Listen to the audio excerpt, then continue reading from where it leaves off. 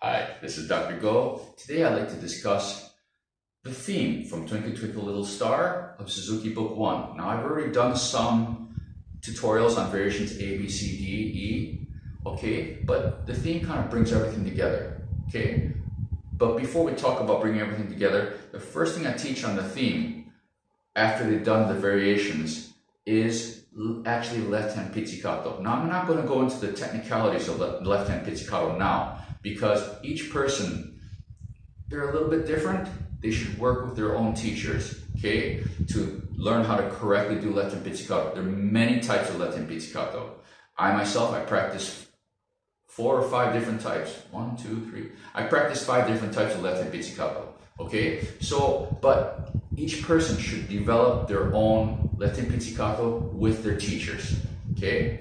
So it's a very personal thing, in my opinion. Okay, so if you're starting this, the one rule of thumb, so to speak, which of course rules are meant to be broken, but the one rule when you first start, is the rule of +2. So if I want to play an open string, I'll pluck with my second finger. If I want to play my first finger, I'll pluck with my third finger. If I want to play my second finger, I'll pluck with my fourth finger. Okay, so +2, 0 + 2, 2, 1 + 2, 3, 2 + 2, 4, okay? And now I don't have a set fingering that I teach to my students. Especially my young beginners, I want them to discover and experiment, because left-hand pizzicato, to get a loud sound, the wrist and the hand kind of has to be almost correct, if not absolutely correct, for them to get the sound. So they kind of accidentally learn a good hand position, okay? And also, I want them to start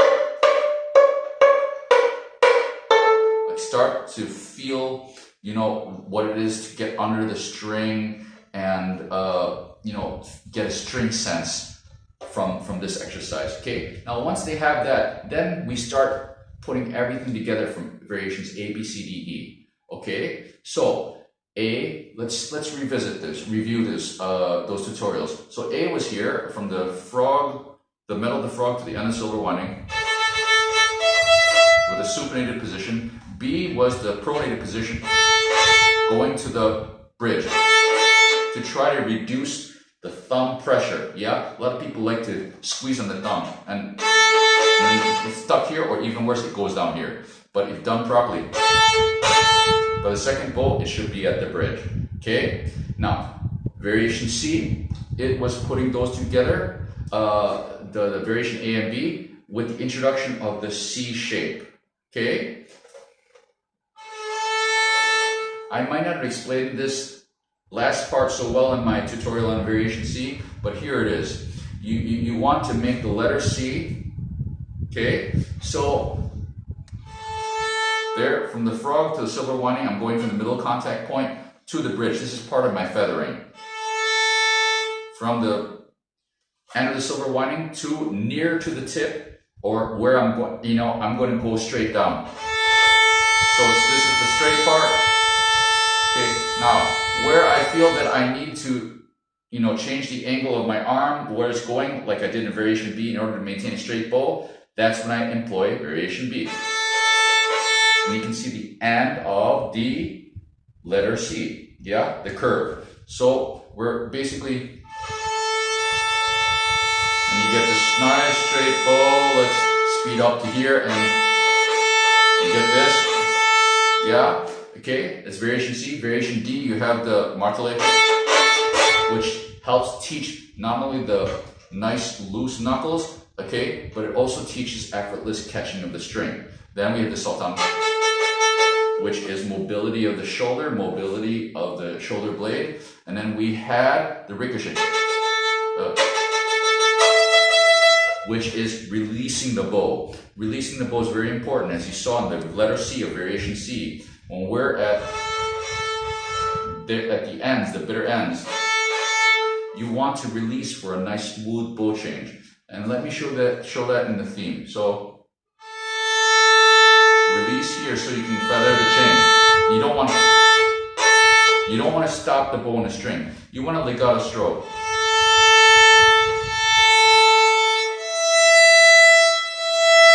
Okay, Now, a legato stroke, and you want to teach that release. At this point in time, for absolute beginner, but most likely will have difficulty trying to do a silent bow change at this point. But we're trying to introduce the idea of the release to help go towards that direction. Okay?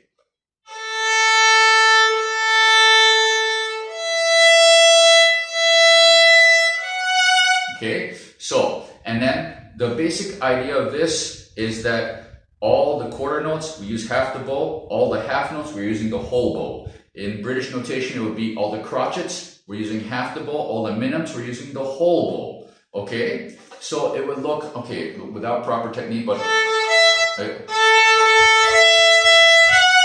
whole bow, okay? And so you can see the bow usage, okay? But what we're gonna ask them to do, all the students, is to practice slowly and get all these techniques together, all the variations, A, B, C, D, all those, so they can feel them, the release and the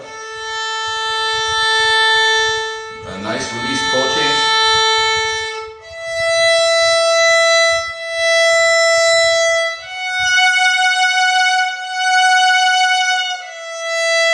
Whole ball with the kick out here. Okay, and so on and so forth until this is all nice and smooth. And what are some applications, ramifications? Okay, first thing is anytime you want a legato stroke, for example, scales, where we have long tones.